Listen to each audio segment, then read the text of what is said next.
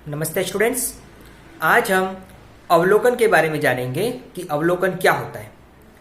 अवलोकन यानी कि किसी चीज का अवलोकन करना, किसी चीज के बारे में जानना, उसके बारे में हम जब बारीकी से जांच करते, जांच यानी कि उसके ऊपर एक तरह से ऑब्जर्व करके उसके बारे में जानते हैं, उसका मूल्यांकन करते हैं, उसके बारे में अपनी जो राय बना लेते हैं, तो वो हमारे अवलोकन में आएगा। अवलोकन को अगर हम शिक्षण से जोड़ें तो शिक्षण में अवलोकन का अपना एक अलग महत्व है। अवलोकन के माध्यम से हम उस कार्य के बारे में अच्छे से जान सकते हैं, उस कार्य को समझ सकते हैं। शिक्षण के अंतर्गत, टीचिंग के अंतर्गत इसका अपना एक अलग रोल होता है। टीचिंग के अंतर्गत भी जब हम शिक्षक बनने जा रहे होते हैं तो शिक्षक बनने की जो हमारे अंदर कौशल विकसित किए जाते हैं, उस कौशल के अंतर्गत एक कौशल यह भी आता है कि आप सामने वाले को किस तरह से अवलोकित या अवलोकन कर रहे हो, उसके बारे में अपनी राय किस तरह से दे पा रहे हो। सामने वाला जो शिक्षण करवा रहा है उस शिक्षण को आप कितना समझ पा रहे हो, उस शिक्षण के माध्यम से आप कितना जान पा रहे हो कि उसमें कमियां क्या क्या है। तो ये सारी बातें भी जब हम शिक्षक बन रहे होते हैं तो ये बातें हमको सिखाई जाती है। शिक्षक होने के नाते हमको अवलोकन को समझना होगा और अवलोकन के माध्यम से हम स्वयं और बालक दोनों को, विद्यालय के अंतर्गत जो बालक होते हैं उनको भी ये बातें सिखानी होगी कि सीखने के लिए, किसी चीज को जानने के लिए अवलोकन करके उसकी गहराई और बारीकी को जानकर उसको अच्छे से समझा जा सकता है। आइए हम इस अवलोकन को जानते हैं। जैसा कि आज हमारा टॉपिक जो अवलोकन विधि है, इसका जो अर्थ है, इसका अर्थ है, इसको इंग्लिश वर्ड ऑब्जर्वेशन से लिया गया है, जिसका पर्याय है देखना, अवलोकन करना, निरीक्षण करना आगे। यानी कि किसी चीज को देखना, किसी चीज का किस तरह से अवलोकन किया जाता है, किसी चीज का किस तरह से निरीक्षण किया जाता है, यह इस अवलोकन के अंतर्गत आता है। यानी कहने का तात्पर्य है कि किसी चीज को देखकर उसके बारे में हम किस तरह से अवलोकित कर रहे हैं और किस तरह से उसका निरीक्षण निकाल रहे हैं, यानी इसको हम अवलोकन के माध्यम से समझ सकते हैं। बालक किसी कार्य को अगर सीखना चाहता है तो उस कार्य के लिए उसको अवलोकन करने का अवसर प्रदान दीजिए। जैसे कि उदाहरण के तौर पर बालक को ये जानना है कि जो पुष्प होते हैं या जो पेड़ पौधे होते हैं वो किस तरह से धीरे धीरे जब उनको पनपने का मौका दिया जाता है तो वो सीखते हैं। तो उदाहरण के तौर पर उनको दो तरह के जो पौधे होते हैं उनको अवलोकन करने के लिए बताइए और दीजिए, ताकि दो पौधे, यानी एक पौधा तो वह जिसके अंतर्गत वह सही मात्रा में पानी डाल रहा है, खाद दे रहा है, उसका देखरेख कर रहा है, यानी सारी जो देखरेख होनी चाहिए उस पौधे में हो रही है। और दूसरे तरह के पौधे में वो किसी तरह की कोई देखरेख नहीं कर रहा है। तो कुछ समय बाद वो अवलोकन करने के माध्यम से ये सीखेगा कि जिस पौधे पर उसने ज्यादा ध्यान दिया है, खाद दी है, पानी दी है, तो वो पौधा जल्दी से पनप रहा है, और जिस पौधे पर उसने कोई ध्यान नहीं दिया वो पौधा इतना सही तरीके से नहीं पन रहा है। इस तरह से बहुत सी ऐसी एक्टिविटी या क्रियाओं के माध्यम से बालकों को हम सिखा सकते हैं। ये हमारे अवलोकन में आएगा। आइए अब हम इस अवलोकन के प्रकार के बारे में जानते हैं कि अवलोकन के प्रकार कौन कौन से हैं। ये पहला है अनियंत्रित अवलोकन। अनियंत्रित यानी जिस पर किसी तरह का कोई नियंत्रण नहीं होता, वह अनियंत्रित अवलोकन के अंतर्गत आता है। इसमें अवलोकन करने वाला व्यक्ति, जो उस व्यक्ति या जिस पे कार्य कर रहा है उस पर उसका किसी तरह का कोई नियंत्रण नहीं है और उसका अवलोकन करता जा रहा है, तो वह अनियंत्रित अवलोकन के अंतर्गत आएगा। अगला है नियंत्रित अवलोकन, जिसका जस्ट अपोजिट, जिसमें जो अवलोकन करता जो होता है वो जिस व्यक्ति या जिस वस्तु पे अपना अवलोकन कर रहा है उस पर उसका पूर्ण रूप से नियंत्रण होता है, उसकी देख रेख में ही वो सारा का सारा अवलोकन किया जाता है। तो इस तरह का अवलोकन एक नियंत्रित अवलोकन के अंतर्गत आएगा। तीसरा अवलोकन है सहभागी अवलोकन। नाम से पता चल रहा है सहभागी, यानी कि जिसके अंतर्गत सहभागिता होती है। इस सहभागी अवलोकन शब्द का प्रयोग सर्वप्रथम लिडमैन ने 1924 में किया था, जिनकी अपनी पुस्तक थी सोशल डिस्कवरी। यानी कि अपनी पुस्तक इन्होंने सोशल डिस्कवरी सन 1924 में इस सहभागी अवलोकन का इस लिडमैन ने प्रतिपादन किया था। इस अवलोकन के अंतर्गत जो अवलोकन करता बाहरी और आंतरिक रूप से पूर्ण रूप से सहभागिता निभाते हुए अवलोकन का कार्य करता है और अपने इस अवलोकन के कार्य को संपूर्ण करता है। अगला जो अवलोकन है वह अवलोकन है असहगामी अवलोकन।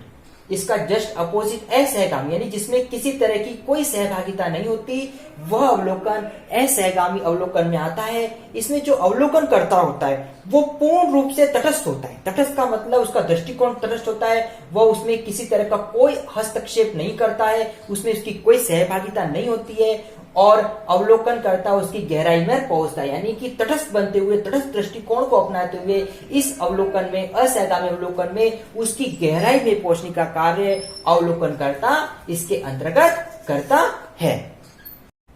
हम अब आगे जानते हैं अर्ध सहगामी अवलोकन।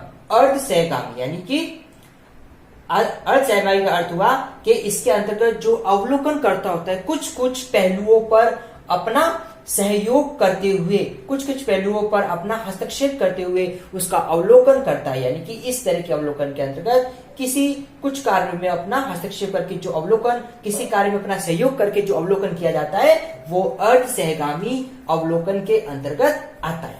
अगला जो है सामूहिक अवलोकन। सामूहिक, यहाँ पर सामूहिक अवलोकन को हम कक्षा कक्ष अवलोकन से जोड़ सकते हैं, जिसके अंतर्गत कक्षा कक्ष में एक से अधिक बालक या कक्षा कक्ष के सारे छात्र समूह में मिलकर, साथ में मिलकर किसी कार्य का, किसी का अवलोकन कर सकते हैं। इस तरह के अवलोकन में एक दूसरे की सहभागिता मिलती है, एक दूसरे का सहयोग मिलता है और सभी लोग आपस में एक दूसरे का सहयोग करते हुए, अपने साथ निभाते हुए इस अवलोकन को पूर्ण करते हैं। तो यह था हमारे अवलोकन का प्रकार, जिसके अंतर्गत हमने जाना कि अनियंत्रित अवलोकन क्या होता है, नियंत्रित अवलोकन क्या होता है, सहगामी अवलोकन क्या होता है, अर्ध सहगामी अवलोकन क्या होता है, अर्ध सहगामी अवलोकन क्या होता है एवं सामूहिक अवलोकन क्या होता है।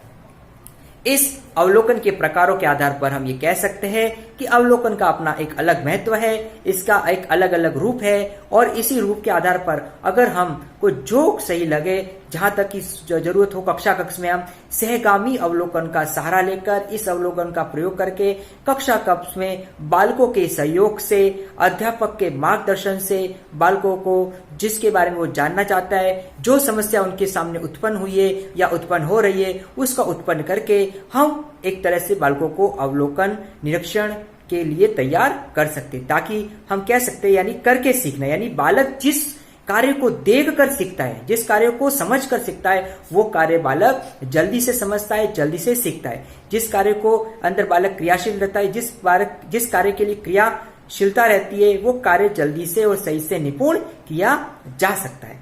हम ये कह सकते हैं सैद्धांतिक ज्ञान की साथ साथ जो प्रायोगिक ज्ञान होता है, जो प्रैक्टिकली नॉलेज होता है, वो नॉलेज शिक्षण के लिए बहुत ही महत्वपूर्ण है। और कहीं ना कहीं हम ये कह सकते हैं कि जो हमारा अवलोकन का जो तरीका है, जो हमारे अवलोकन की जो विधि है, वो उस कार्य को, उस ज्ञान को सही और सहज रूप से बालकों तक पहुंचाया जा सकता है, ताकि जो हमारे जो शिक्षण का उद्देश्य है, जो बालक को हम शिक्षण प्रदान करवाना चाह रहे हैं, वो हम कह सकते हैं।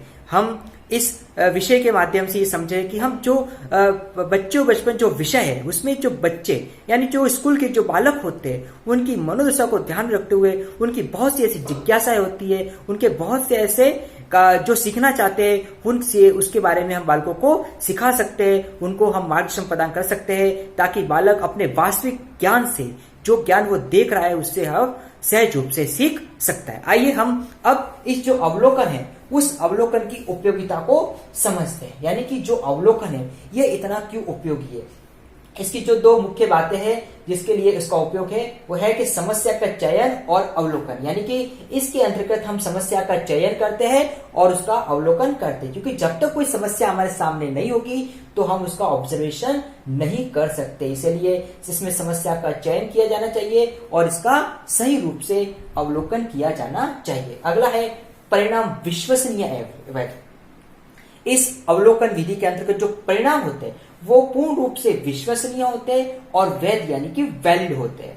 यानी कि जो कार्य किया जा रहा है, जिसके बारे में अवलोकन किया जा रहा है, जिसको सही से समझा जा रहा है, तो वो पूर्ण रूप से विश्वसनीय होना स्वाभाविक है, क्योंकि उसको स्वयं देख करके, उसको स्वयं अपनी आंखों के सामने बालक सीख रहा है। जब किसी चीज को वास्तविक रूप से सीखा जाता है, जैसे एग्जाम्पल के तौर पर हमने बताया, सीखा कि जो हमने पौधे वाला उदाहरण दिया है, उस पौधे वाला उदाहरण बालक स्वयं दिख रहा है कि उसने 1 महीने तक जिस पौधे की ज्यादा देखरेख करी, जिस पौधे को ज्यादा समझा, वो पौधा सही से पन्ना पर आया हो, जिस पौधे को उसने ध्यान नहीं दिया वो पौधा नहीं, यानी कि इस बात से उसमें विश्वसनीय आ रही है और वैधता आ रही है, यानी उसमें किसी तरह का कोई भ्रम उत्पन्न नहीं हो रहा है। बालक ने जो देखा है, बालक ने जो समझा है, उस कार्य को बालक ने सीखा है। तो ये इसलिए हम कह सकते हैं कि अवलोकन विधि बहुत ही उपयोगी है और इसी उपयोगिता को आधार मानकर उसको महत्वपूर्ण मानकर ये हम समझ सकते हैं कि इस विधि को कक्षा कक्ष में उपयोग में लाना जरूरी है, जहां तक हम समझ सके। हाँ, इस विधि को हम थोड़ा इसका नकारात्मक पहलू भी समझ सकते हैं कि यह विधि थोड़ी सी जिन बच्चों का जो आईक्यू लेवल बहुत ही लो होता है, छोटा होता है, जो निम्न बुद्धि वाले बालक होते हैं, उन बालकों के लिए थोड़ा सा मुश्किल हो सकता है, या हम यूं कह सकते हैं कि इस विधि में समय भी अधिक जाता है। इन सब बातों को ध्यान में रखकर इसको हम पूर्ण रूप से तो कक्षा कक्ष में लागू नहीं कर सकते, लेकिन जहां हमको जरूरत पड़ती है, जहां हमारे शिक्षण को थोड़ा सा फायदा साबित करना है या उसको शिक्षण को प्रभावी बनाना है, वहां हम इस विधि को प्रभावशाली रूप से सामने ला सकते हैं। Thank you. अवलोकन विधि को बताते हुए इसके प्रकारों को बताइए। अवलोकन विधि क्या है, इसका अर्थ बताते हुए इसके जो प्रमुख प्रकार है उस प्रकारों के बारे में बताना है।